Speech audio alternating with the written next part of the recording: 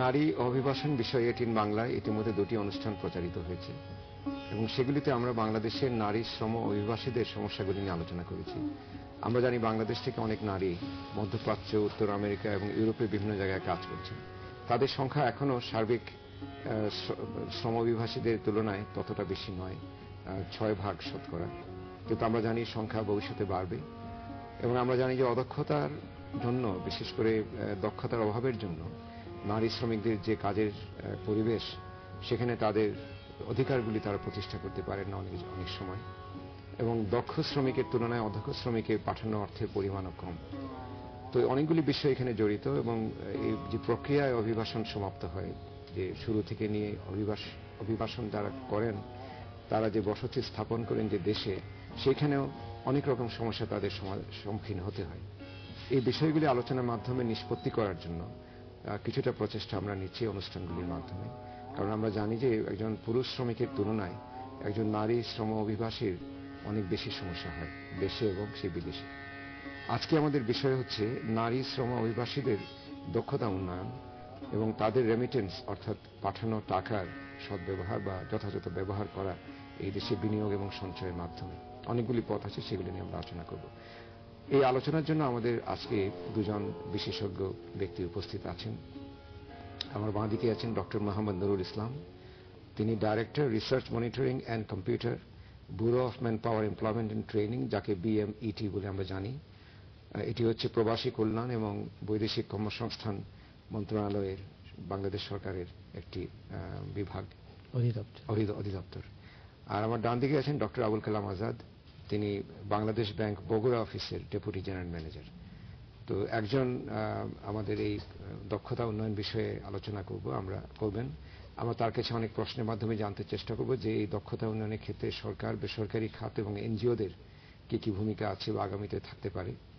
আর doctor Azad থেকে আমরা জানবো যে ওই রেমিটেন্স যেটা পাঠানো হয় সেই টাকাটা কিভাবে ব্যবহার করা হচ্ছে এবং আগামীতে সেটিকে আরো সুসংহত করে এবং জাতীয় স্বার্থের অনুকূলে ব্যবস্থা করা যায় সেই সম্পর্কে। তো আমি প্রথমেই ডক্টর মোহাম্মদ নুরুল ইসলামকে আমি জিজ্ঞেস করছি যে আমরা জানি বিভিন্ন শ্রেণীর নারী অভিবাসী আছেন এবং তাদের দক্ষতা অনুযায়ী তাদের আমরা শ্রেণী বিভাগ করতে পারি, এবং আমরা এটাও জানি যে অদক্ষ নারী শ্রমিকের সংখ্যাই বেশি দক্ষ অনুযায়ী, শ্রমিকের অনুযায়ী।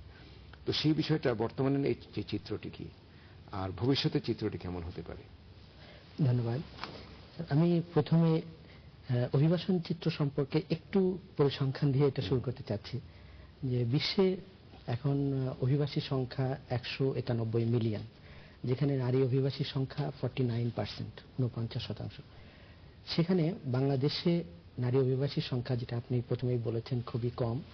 2004 পর্যন্ত এর সংখ্যা 1%-এর চেয়ে কম ছিল এবং 2004 থেকে 2007-এ আমাদের অ্যাভারেজ দাঁড়িয়েছে প্রায় 4%, কিন্তু ইন্ডিভিজুয়ালি 2005-2006 আমরা 6% অ্যাচিভ করেছিলাম। মানে চিত্রটা উপরে ওঠার দিকে প্রবণতাটা, কারণ এখন অনেকের অ্যাওয়ারনেস বাড়ছে। নারীরা আগে আসলে বিদেশে যাওয়ার কথা চিন্তা করতে পারতো না, আর পাশাপাশি যে জিনিসটা তাদের নিরাপত্তার বিষয়টা সরকার চিন্তা করছেন, NGO-রা চিন্তা করছেন, আর আমাদের বিদেশে যে এমবাসিগুলো আছে তারাও আরো একটু কেয়ার নিচ্ছেন আর কি, বিভিন্ন ধরনের ব্যবস্থা আমরা চালু করতে পারছি, সেজন্য তারাও নিরাপদ বোধ করছেন এবং যাচ্ছেন। পাশাপাশি দক্ষতার কথাটা যেটা আমরা বললাম, যে মানুষ অদক্ষর চেয়ে দক্ষ হয়ে যাওয়ার একটা প্রবণতা বাড়ছে, কারণ তাতে তার রেমিটেন্সের পরিমাণ বাড়ে এবং সমস্যা কমে। এই দুটো জিনিস আমাদের আসে। তো আমাদের পার্সেন্টেজ অনুযায়ী এটা খুবই কম, কিন্তু আমাদের প্রসেসটা বাড়ছে। আচ্ছা, তো বিভিন্ন যে দক্ষতা অনুযায়ী আপনারা শ্রেণী বিভাগটা করা হয়, সেখানে কোন কোন পেশায় আমাদের বেসিক্যালি আমাদের 4টা শ্রেণীতে ভাগ করি আমরা যত অভিবাসন হয়। তার মধ্যে গ্রসলি যেটাতে 1 নম্বর হলো প্রফেশনাল, পেশাজীবী যেটা বলি, দ্বিতীয় দক্ষ, তৃতীয় আধা দক্ষ বা সেমি স্কিল, এবং 4th হলো লেস স্কিল। আমরা কিন্তু এখন আনস্কিল কাউকে বলি না, কারণ আনস্কিল কোনো লোক বিশ্বে থাকতে পারে না যাকে কোনো শ্রমে নিযুক্ত করা যাবে।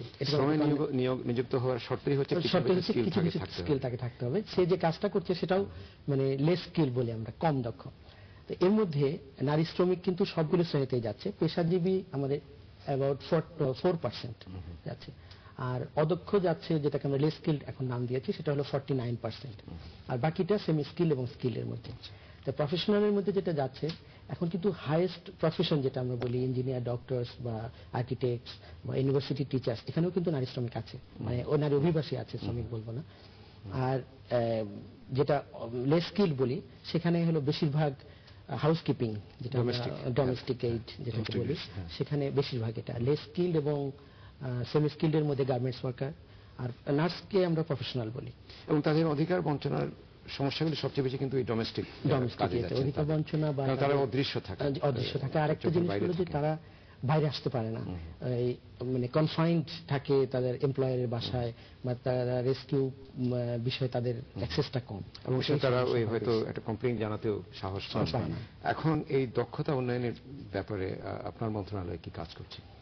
দক্ষতা উন্নয়নের ব্যাপারে আমাদের মন্ত্রণালয় বিভিন্ন ধরনের উদ্যোগ নিয়েছে, এবং সেটা চিত্র থেকেই মানে পরিষ্কার বোঝা যাচ্ছে যে মানুষ যাতে বেশি করে যেতে পারে বিভিন্ন ইয়েতে। যেমন আমরা যেটা টার্গেট গ্রুপ লেস স্কিল, তাদের হাউসকিপিং ট্রেডে ট্রেনিং দিয়ে যাতে তারা যেতে পারে। তারা যদি ওই ট্রেনিং এর মধ্যে কিন্তু অনেকগুলো জিনিস ইনভলভ আছে, যেমন সে গৃহস্থলের সমস্ত জিনিসগুলো কিভাবে ব্যবহার করতে হয়, কিভাবে অপারেশন করতে হয়, কিভাবে মেনটেন করতে হয়, এই জিনিসগুলো যদি যখন জানে, তখন কিন্তু এমপ্লয়ারের কাছে সে খুব পপুলার হয়ে যায়। এটা খুবই সহজ জিনিস, এটা ডিশওয়াশার কিভাবে চালাতে হয়, কিভাবে ওয়াশিং মেশিন কিভাবে চালাতে হয়, একটা ভ্যাকুয়াম ক্লিনার কিভাবে চালাতে হয়, এটা হয়তো গ্রাম থেকে এসে সে জানতো না। কিন্তু আমরা এখন যেটা আমরা চলছে, সেটা 10 দিনের মাত্র ট্রেনিং, সেটাতে তারা সবকিছু শিখে যাচ্ছে, এবং এই 10 দিনে আমরা দেখেছি তারা খুব সুন্দরভাবে এটা করতে পারে বিভিন্ন ধরনের। এই যে সফলতা 10 দিনে, এটার কি করে আপনার পরিসংখ্যান আছে যে কত ভাগ নারী শ্রম অভিবাসী খুব দ্রুত নিতে পারছেন? আমরা যে কোর্সটা দিচ্ছি, এখানে টেস্টিং এর সময় কিন্তু আমরা দেখি সবাই খুবই ভালোভাবে করতে পারছে, কিন্তু আমরা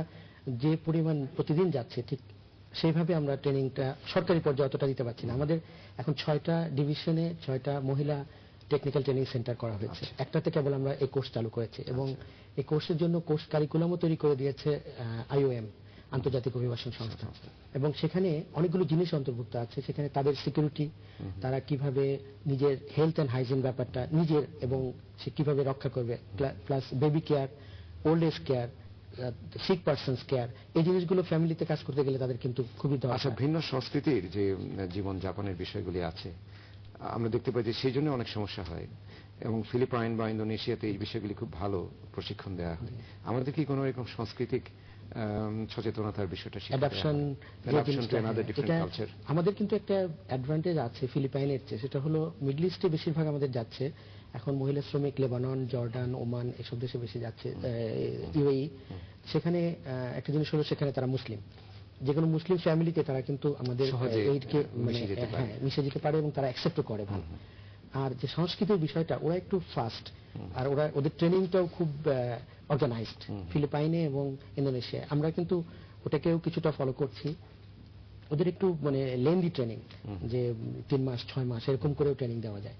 আমরা ভাবছি যে এই 10 দিনের ট্রেনিংটাকে আরো এক্সটেন্ড করে যাতে তারা 1 মাস অন্তত দেওয়া যায়। এখন প্রাথমিকভাবে সমস্যা হচ্ছে, ওরা এসে ঢাকায় থাকতে চায় না, বা হোস্টেলের ব্যবস্থা করতে হয়। কারণ আমরা যদি মেনে নিই যে তাদের অর্থে কিন্তু আমাদের দেশটাই চলছে, তাহলে তাদের জন্য খরচ করাটা আমাদের জরুরি অগ্রাধিকার। আমি আপনার কাছে একটু পরে আসছি, আমি এখন ডক্টর আজাদের কাছে যাচ্ছি এই রেমিটেন্সের বিষয়টা নিয়ে, যে আপনার কি পরিসংখ্যান আছে যে নারী ও শ্রম অভিবাসীরা কি পরিমাণ রেমিটেন্স পাঠাচ্ছেন, এবং তাদের এই রেমিটেন্সের ব্যবহার কিভাবে হচ্ছে? ধন্যবাদ। আসলে রেমিটেন্স এর ক্ষেত্রে নারীরা কত পার্সেন্ট পাঠাচ্ছেন, এই ব্যাপারে কোনো পরিসংখ্যান আসলে সেগ্রিগেট করা হয়নি এখন পর্যন্ত। তো গ্রসলি রাখা হয় সাধারণভাবে, এখানে নারী পুরুষ ভেদে রেমিটেন্সের যে ফ্লোটা আসছে সেটাকে হিসাব করা হয়, এবং সেটা কিভাবে ব্যবহার করা হচ্ছে, কিভাবে ব্যবহার করা যাবে, সেগুলো নিয়ে কাজ করছে। কিন্তু এভাবে আলাদাভাবে নারীদের জন্য কোনো ক্লাসিফিকেশন করা হয়নি। কিন্তু এটা করা বোধহয় এক সময় দরকার হবে, হতে পারে, হয়তো সময়ের দাবি হয়ে যাবে, হয়তো এক সময় তখন করতে হবে। আচ্ছা, এটা তো সেটার জন্য ব্যাকগ্রাউন্ড ওয়ার্ক করতে হবে, কিছু কিভাবে সেগ্রিগেশনটা করা যাবে সেটা নিয়ে একটু কাজ করতে হবে। অন্যান্য দেশে যদি করে থাকে সেটা একটা উদাহরণ হতে পারে, সেখান থেকে আমরা বড় করতে পারি। আমরা জানি যে রেমিটেন্সের বিষয়টা ওই যে দেশে তারা কাজ করছেন সেখানে কিছু প্রতিষ্ঠান আছে, ব্যাংক বা অন্যান্য প্রতিষ্ঠান, এবং আমাদের দেশে রিসিভিং এন্ডে কিছু প্রতিষ্ঠান আছেন সেখানে কাজ করছেন। ওই দুইখানেই এই যদি কোনো সমস্যা থাকে, আপনার দৃষ্টিতে কোনো সমস্যা ধরা পড়ছে কিনা, এবং থেকে থাকলে সেগুলি সমাধানের উপায়টা কি? এখন যেটা আমরা তো দীর্ঘ সময় ধরে রেমিটেন্স রিসিভ করছি, এতে আমরা তেমন কোনো সমস্যা আমরা পাইনি। তো যেটা হয়েছে আমাদের এন্ড থেকে, বাংলাদেশ এন্ড থেকে রেমিটেন্স পাঠানোর সুবিধাটাকে একদম আমাদের শ্রমিক বা যারা আমাদের মাইগ্রেন্টস আছেন তাদের দ্বারপ্রান্তে নিয়ে যাওয়ার জন্য বাংলাদেশ ব্যাংক, বাংলাদেশ গভর্নমেন্ট এবং অন্যান্য সংস্থা, মন্ত্রণালয় যারা আছেন সবাই মিলে আমরা চেষ্টা করে যাচ্ছি। এবং আসার কথা যে আমাদের এখন 700-র উপরে ড্রয়িং অ্যারেঞ্জমেন্ট আছে, রেমিটেন্স অ্যারেঞ্জমেন্ট আছে বিভিন্ন দেশে সারা ওয়ার্ল্ডে। এবং ইভেন লন্ডনে যদি আপনি যান দেখতে পাবেন যে ঘর থেকে বের হয়ে উনি টাকা পাঠাতে পারছেন। এই যে ওয়েস্টার্ন ইউনিয়নের মতো যারা ওই রেমিটেন্স পাঠান, এরা তো ইন্টারন্যাশনাল বেস। লোকাল কিছু আছে যারা যে লন্ডন বেস বা মিডল ইস্টে বিভিন্ন দেশে লোকাল কিছু মানি ট্রান্সফার অপারেটর্স যাদেরকে আমরা বলে থাকি, ওরা আছে, ওরা একদম দ্বার প্রান্তে নিয়ে গেছে। এছাড়া বিভিন্ন ব্যাংক আছে আমাদের, ব্যাংকগুলো তাদের নিজস্ব প্রতিনিধি রেখেছেন, যেমন বিশেষ করে মিডল ইস্টে। তারপরে মালয়েশিয়াতে আমাদের অগ্রণী ব্যাংকের প্রতিনিধি রয়েছেন, ওনারা সবাই গিয়ে পার্সু করছেন। ওনাদেরকে রেমিটার যারা অশিক্ষিত বা কম শিক্ষিত বা কাগজপত্রের ঝামেলাগুলো শেষ করতে পারেন না, ওনাদেরকে পার্সু করছেন, হেল্প করছেন, যার ফলে রেমিটেন্স এত বেড়েছে যে যেটা আমরা খুব অভিভূত। আমরা জানি যে রেগুলার একটা পথ থাকে যথাযথ, আর একটা ইরেগুলার থাকে, যে হুন্ডি দিয়ে অনেক সময় পাঠানো হয়। এক সময় ছিল যে হুন্ডির মাধ্যমে প্রচুর আসতো, বিশেষ করে মধ্যপ্রাচ্য থেকে। এখন কি সেই প্রবণতাটা কমেছে? হ্যাঁ, আমরা আশা করি কমেছে। কারণ রেমিটেন্সের আমার যে এখন যে বাড়তি প্রবাহ, যেটা এনহ্যান্স ফ্লো, যেটা আমরা ইনফ্লো যেটা আমরা পাচ্ছি, এটা আমি মনে করি যে ব্যাংকিং চ্যানেল, অ্যাপ্রুভ চ্যানেলগুলো বাড়ানোর পরে, আউটলেট বাড়ানোর ফলে, ফ্যাসিলিটিস বাড়ানোর ফলে আমাদের রেমিটাররা আগ্রহী হচ্ছেন প্রপার চ্যানেলে অথবা অফিসিয়াল চ্যানেলে রেমিটেন্স পাঠানোর জন্য। এই ব্যাপারে আপনার কোনো পরিসংখ্যান আছে যে প্রতি বছর কি হারে আমাদের রেমিটেন্স বাড়ছে? হ্যাঁ আছে, অবশ্যই আছে। সেটা একটু আমি দেখে বললেই ভালো হবে। আচ্ছা, ঠিক আছে। একদম তার আগে আপনি দেখতে দিতে একটা জিনিস আমাদের বলা যেতে পারে যে রেমিটেন্স শুধু তো হচ্ছে না, এখানে আসার পর পরিবারগুলো সেটা গ্রহণ করছে, কিন্তু একই সঙ্গে আমাদের একটা দায়িত্ব আছে যে তাদের রেমিটেন্সটা যদি যথাযথ ব্যবহার করা হয়, সঞ্চয় হোক, বিভিন্ন সঞ্চয় স্কিম হোক, সেভিংস এন্ড লোনস, বিভিন্ন ধরনের সুবিধা সরকারের, এনজিও এবং প্রাইভেট সেক্টরের, সেগুলির কি সুবিধা আছে বলে আপনি মনে করেন আমাদের? হ্যাঁ, এখানে বিনিয়োগের বিষয় আসলে সরকারিভাবে বিভিন্ন ধরনের ইনভেস্টমেন্ট অপরচুনিটিস ক্রিয়েট করা হয়েছে, যেগুলো মধ্যে প্রথমে আসবে যে ওয়েজার্নেস ডেভেলপমেন্ট বন্ড আছে একটা, তারপর US dollar investment bond, US dollar premium bond. এগুলো হলো যে বন্ড বেসড, সিকিউরিটি বেসড। এছাড়াও গভর্নমেন্ট ওপেন করেছে আমাদের শেয়ার মার্কেটে ইনভেস্ট করার সুযোগ রয়েছে, যেমন 10% আপনার আইপিওতে ইনভেস্ট করার জন্য ফিক্স থাকে। তারপর আমাদের বাংলাদেশি ইনভেস্টররা যে ধরনের সুবিধা পেয়ে থাকেন ইনভেস্টমেন্টের জন্য, অভিবাসীরা এনআরবি যারা আছেন, ওনারা যদি বাংলাদেশে টাকা নিয়ে আসেন তারাও সে একই ধরনের সুবিধা পাচ্ছেন। এবং তাদের জন্য স্পেশাল কিছু সুবিধা রয়েছে, ট্যাক্স হলিডেজ রয়েছে, রিবেট রয়েছে, তারপর ওয়ান স্টপ সার্ভিস রয়েছে বিওআই থেকে, বোর্ড অফ ইনভেস্টমেন্ট থেকে, তারপরে প্রাইভেটাইজেশন কমিশন থেকে। বাংলাদেশ ব্যাংক বিভিন্নভাবে এনকারেজ করে থাকে, বিভিন্ন ফ্যাসিলিটিস ক্ষেত্র বিশেষে যখন প্রয়োজন হয় বাংলাদেশ ব্যাংক, যদি কোনো অনুমোদন প্রয়োজন হয় ব্যাংক থেকে, তখন সেটা সহজে। এখানে একটা প্রশ্ন থাকে যে এই যে সুবিধাগুলি আপনাদের দিচ্ছেন, বিনিয়োগের সুবিধা বিভিন্ন যেটা আপনি বর্ণনা করলেন, সেগুলি কি সবার কাছে পৌঁছেছে এই বিষয়গুলি? যে যারা জানেন কি, যদি নারী অভিবাসী বিষয়গুলো নাই জেনে থাকেন তাহলে তো আর সুযোগ নিতে পারছি। এটা নিয়ে একটা তাদেরকে জানাবার জন্য আমরা কি উদ্যোগ নিতে পারি বা নিয়েছি? এটা আপনার ডিজামিনেশনটা, প্রচারণাটা ব্যাপকভাবে হচ্ছে। তবে এইসব ইনভেস্টমেন্টগুলোতে, এগুলো সিকিউরিটি বেসড ইনভেস্টমেন্টগুলোতে নর্মালি যারা শিক্ষিত প্রফেশনাল মাইগ্রেন্টস আছে আপনি বললেন, এবং তারা হয়তো জানবেন, তারা আসলে হিসাব নিকাশটা করতে পারে, সেভিংস এর মিনিংটা ভালোভাবে বুঝতে পারে, কোথায় কোন ইনস্ট্রুমেন্টে ইনভেস্ট করলে ভালো লাভ হবে সেটা ওনারা বুঝতে পারছেন। আর যারা আমাদের কম শিক্ষিত আছেন, বিশেষ করে আনস্কিল বা সেমি স্কিল গ্রুপের, ওনারা আসলে লেখাপড়ার দিক থেকে খুব অগ্রসর নয়, এবং সে কারণে তারা এই সুবিধা অসুবিধাগুলো নিয়ে খুব একটা মাথা ঘামান না।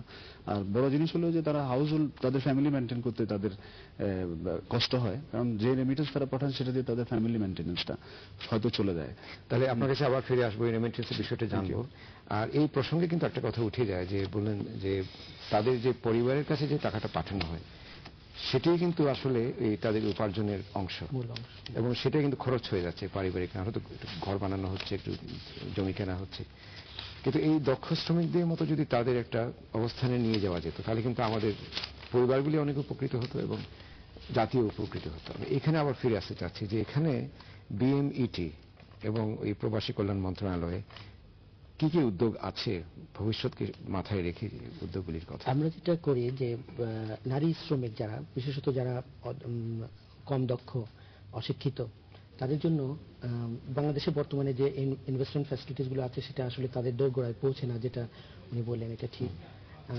এখানে দুটো উপদেশ তাদের জন্য আমরা ব্রিফিং, প্রি ডিপার্চার ব্রিফিং এ আমরা বিশেষভাবে দিই।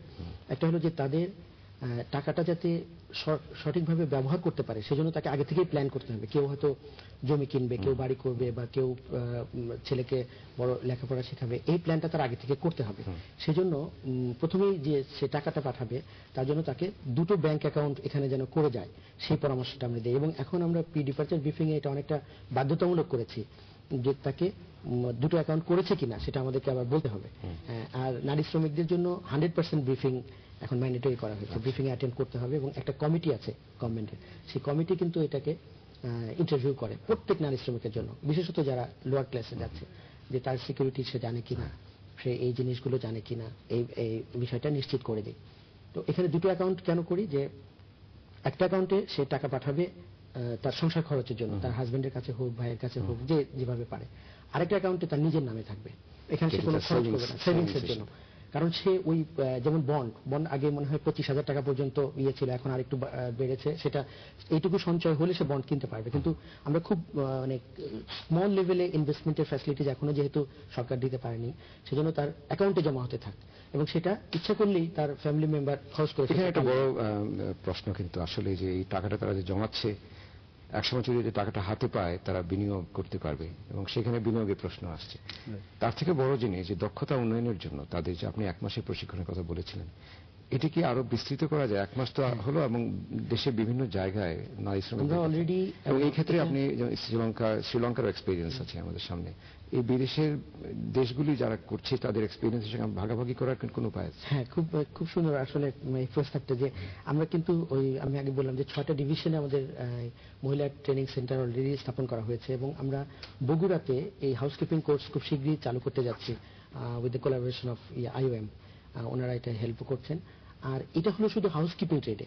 আর মহিলাদের যে অন্যান্য ট্রেডে, যেটা দক্ষতা উন্নয়নের কথা বলছে, আমাদের কিন্তু অলরেডি 38টা ট্রেনিং সেন্টার আছে, সেখানে পুরুষ মহিলা সবাই যেতে পারে, এবং সেখানে 29টা ট্রেড আছে যেখানে মহিলারা যায়, বিশেষত গার্মেন্টস, তারপর ইলেকট্রনিক্স বা কম্পিউটার, এসব ট্রেডে কিন্তু মহিলারা এখনো শিখছে, এবং তারা মহিলারা এখন টোটালি 101টা পেশায় বিদেশে যাচ্ছে, কিন্তু সংখ্যা খুবই কম, যেখানে সেগুলি বাড়ানোর জন্য আমরা চেষ্টা করি যাতে তারা দক্ষ হয়ে চলে যায়, শুধু হাউসকিপিং এই মানে কনফাইন থাকবে না। আরেকটা জিনিস আমরা চাচ্ছি যে ইউরোপ এবং আমেরিকাতে কেয়ার গিভার এবং নার্সের জন্য তারা খুব চায় ইংলিশ জানলে সব দেশে। আমার মনে হয় এর সাথে একটু সাপ্লিমেন্ট করে, সেটা হলো যে আমাদের এখানে কোন ডিমান্ড লেভেলটা আসলে জেনে প্রায়োরিটি নির্বাচন করা উচিত, সে অনুযায়ী আমাদের কোন ট্রেডগুলোকে আগে ট্রেনিং দেওয়া হবে, যেগুলো ডিমান্ড বেশি আছে, সেটা বোধ নির্ধারণ করলে আমাদের আরো আগে থেকে নির্ধারণ করলে সেখানে কোয়ান্টিফাই করা যাবে, আপনি এতজন মানুষের জন্য এই পরিমাণ ট্রেনিং দরকার। আমরা রিসেন্টলি আমাদের বিভিন্ন এমএসসি থেকে একটা রিপোর্ট এনেছি, মেল ফিমেল বোথ, যে কোন কোন ট্রেডে আমাদের ফিউচার আগামী 5 বছরে ভালো মানে সম্ভাবনা আছে। এটা খুবই ভালো একটা উদ্যোগ, এবং ওখানে বিভিন্ন ধরনের ডেভেলপমেন্ট ওয়ার্ক কি কি হচ্ছে, বা সার্ভিস সেক্টরে কি কি ডিমান্ড আছে, মেয়েদের কেমন হবে, ছেলেদের কেমন হবে, এটা আমরা একটা নিয়ে একটা ম্যাট্রিক্স অলরেডি কিন্তু তৈরি করা হয়েছে মিনিস্ট্রিতে, এবং সেটা নিয়ে এগিয়ে গেলে কিন্তু আমাদের অনেক সেই ওটার উপর বেশ আমরা বিভিন্ন করছি। যে আচ্ছা, তাদের পাঠানো যে রেমিটেন্স, এটার প্রবাহটা বাড়ছে, আপনাকে শেষ প্রশ্ন সেটা যোগ করে দেব, এই রেমিটেন্সটা আরো বাড়ানোর জন্য আমরা কি কাজ করতে পারি? এখানে আমি 2001-2 ফিনান্সিয়াল ইয়ার থেকে আমার কাছে যে পরিসংখ্যানটা আছে, আমরা 2001-2 সালে আমাদের রেমিটেন্স বেড়েছে, এটা অ্যানুয়াল গ্রোথ 33%, পরবর্তী বছরে 22%, তারপরে 2003-4-এ 10%, তারপরে বছর 14 তারপর 2005-06 এসে 25%, 2006-07 এসে 24.5%। মানে একসময় বেশি ছিল, হ্যাঁ, কমে গেলে এখন সামান্য মোটামুটি রেমিটেন্স গড়ে বাড়ছে, কিন্তু গড়ে বাড়ছে। পার্সেন্টেজে একটু ভেরিয়েশন হচ্ছে, তবে খুব একটা না। 2003 সাল থেকে মোটামুটি বেড়েই চলেছে বেড়েই চলেছে। এবং এটা এত বেশি গ্রোথ যে আপনাদেরকে আগামী 5 বছরের কোনো প্রজেকশন আছে যে ব্যাপারে? 5 বছরের প্রজেকশন নাই, কিন্তু আমরা বছরওয়ারি প্রজেকশন একটা থাকে আমরা যারা কাজ করি, সেটা হলো নেক্সট